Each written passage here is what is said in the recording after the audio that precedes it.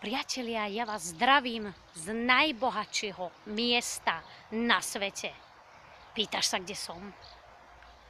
Nachádzam sa na miestnom cintoríne. Možno sa pýtaš teraz, že čo to tu robím a ako som sa opovážila vôbec priznať takéto doslova intímne miesto a ešte tu točím aj na drzovku video. No, uvedomila som si jednu vec. Mnoho ľudí hovorí, že cintorín je najbohatšie miesto na svete. Prečo? Pretože tu sú pochované všetky sny, všetky ideály a všetky túžby, ktoré sa nestihli v živote zrealizovať týmto ľuďom, ktorí už žiaľ nie sú medzi nami. A teraz mám otázku na teba. Pochováš aj ty svoje sny a túžby spolu aj s tvojim telom? Alebo získaš akúsi nesmrteľnosť na tomto svete a zapíšeš sa v srdciach mnohých ľudí a zanecháš tu nejakú hodnotu, prípadne nejakých potomkov, nejaký odkaz? Zamysli sa nad týmto.